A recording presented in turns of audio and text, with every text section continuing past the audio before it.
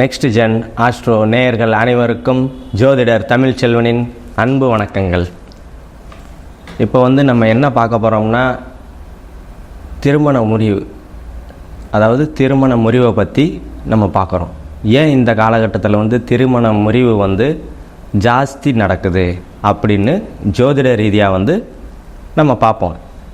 அதாவது திருமண பொருத்தத்துக்கு நட்சத்திர பொருத்தம் அதை மட்டுமே வச்சு நிறையா இடத்துல பார்க்குறதுனால திருமண வாழ்க்கை ஃபெயிலியர் ஆகிடுது. நட்சத்திரத்தை பொறுத்ததை பார்க்குறதுக்கு ஜோதிடரே தேவையில்லை, மொபைல்லையே வந்துடுது. 10 பொருத்தம், 10க்கு 12 பொருத்தம், அது மாதிரி பார்க்கணும். அது ஒரு பார்ட். அது இல்லாமல் லக்ன பொருத்தம், ராசி பொருத்தம், தசை, அதாவது என்ன தசை, 10 வருஷத்துக்கு மணமகனோ மணமகள் அவங்க 10 வருஷத்துக்கு எப்படி இருப்பாங்க, குறைஞ்சது ஒரு 5 வருஷத்துக்காவது எப்படி இருப்பாங்க. இன்னொன்று அஷ்டமச்சனி இல்லாமல் இருக்கணும். அதே அஷ்டமச்சனி, ஜென்மச்சனி அதெல்லாம் இல்லாமல் இருக்கிறது ஒரு நல்ல விதமாக இருக்கும். சுப லக்னம், அசுப லக்னம்னு அப்படின்னு இருக்குது. அதாவது சுப லக்னம் கூட அசுப லக்னங்களை பொருத்தப்படாது. பொறுத்துனா சண்டை சச்சரவுகள் அந்த மாதிரியா இருக்கும். சுப லக்னம்னா என்ன, குரு, சுக்கிரன், புதன், சந்திரன், வளர்பிறை சந்திரன், இவருங்களாம் சுபர். அசுபர்னா சனி, செவ்வாய், இவங்கெல்லாம் அசுபர். இந்த லக்னம் கூட சேர்ந்து, அதாவது இதையும் அதையும் மிங்கிள் பண்ணும்போது பிரச்சனைகள் வலுக்கும். இதெல்லாம் நிறைய நுணுக்கங்கள்லாம் இருக்குது. அதாவது திருமண பொருத்தம் பார்க்குறதுல இதெல்லாம் கொஞ்சம் பார்த்து நல்ல விதமாக பொருத்துனா திருமண முறிவை நம்ம தடுக்கலாம். பார்ப்போம். கன்னிராசி நேயர்கள் அனைவருக்கும் வணக்கம்.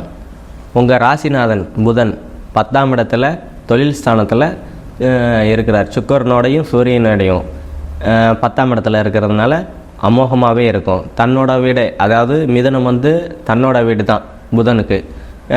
கன்னிக்கும் மிதனத்துக்கும் புதன் தான் ராசிநாதன். ராசிநாதன் தன்னுடைய வீட்டில் இருக்கிறதுனால உங்களுக்கு சுய அந்தஸ்து, கௌரவம், மதிப்பு, மரியாதை இதெல்லாம் உயரக்கூடிய காலகட்டங்கள், நல்ல உற்சாகமான காலகட்டங்கள் தான். ஏன்னா குரு உங்கள் ராசியை பார்க்குறார். ராசியை பார்க்கறதுனால உங்களுக்கு எல்லா ஆதாயங்கள், அனுகூலங்கள், மதிப்பு, மரியாதை எல்லாமே உங்களுக்கு இப்போ கிடைக்கக்கூடிய காலகட்டங்கள்.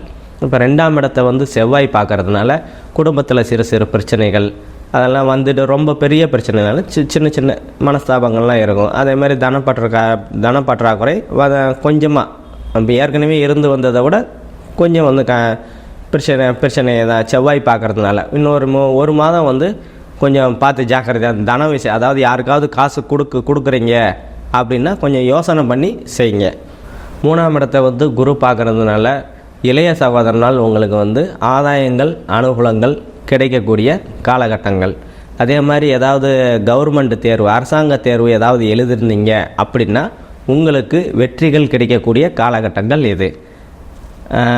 அதே மாதிரி ப்ரைவேட் கம்பெனியில் ஏதாவது இன்டர்வியூ, அதாவது எந்த விஷயத்தில் போனாலும் உங்களுக்கு வெற்றிகள் கிடைக்கக்கூடிய காலகட்டங்கள் இது.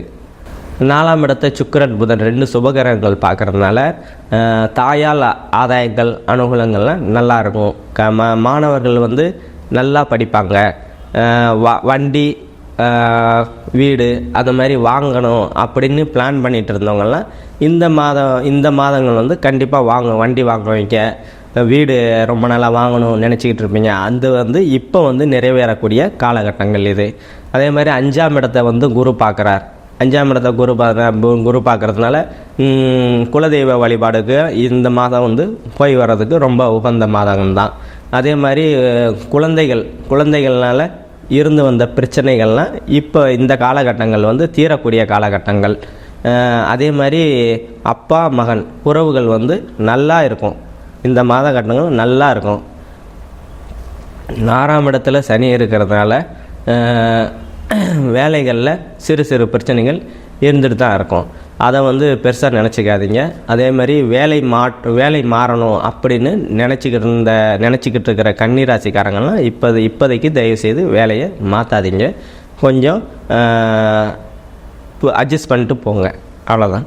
அதே மாதிரி 7ஆம் இடத்துல ராகு இருக்கிறார். ராகு இருக்கிறதுனால கணவன் மனைவிக்கிடையே கொஞ்சம் சிறு சிறு குழப்பங்கள்லாம் இருக்க தான் செய்யும். அதை விட்டு கொடுத்துட்டு போங்க. அதேமாதிரி கூட்டு தொழில் பண்ணுறவங்க, கூட்டு தொழில் பண்ணுற கன்னிராசிக்காரங்கள்லாம் கொஞ்சம் இது வந்து சாதகமான காலங்கள் கிடையாது. அதனால் நண்பர் தான் கூட்டு தொழில் பண்ணுறோம் அப்படின்னாலும் அவங்கக்கிட்ட கொஞ்சம் எச்சரிக்கையாக இருக்கிறது உங்களுக்கு நல்லது. 8ஆம் இடத்துல செவ்வாய் இருக்கிறதுனால புதன் வந்து புதனுக்கும் செவ்வாய்க்கும் வந்து பகை தான். அதனால் அவர் வலுத்து இருக்கிறார். இவரும் ஒன்றும் பிரச்சனை இல்லை. இன்னொரு வீட்டில் அவர் சொந்த வீடுன்னா மிதனத்தில் தான் இருக்கிறார். அதனால் வந்து பகை. கொஞ்சம் வார்த்தைகளை வந்து ஜாக்கிரதையாக கையாளுறது உங்களுக்கு நல்லது. அதே மாதிரி சாலையில் போகும்போது வரும்போது கொஞ்சம் வந்து கவனமாக போகிறது, ஸ்பீடை கொஞ்சம் நம்ம ஏற்கனவே நிறைய ஸ்பீடு போவோம், அதை வந்து இந்த காலகட்டத்தில் கொஞ்சம் குறைச்சிக்கிறது நல்லதை தரும்.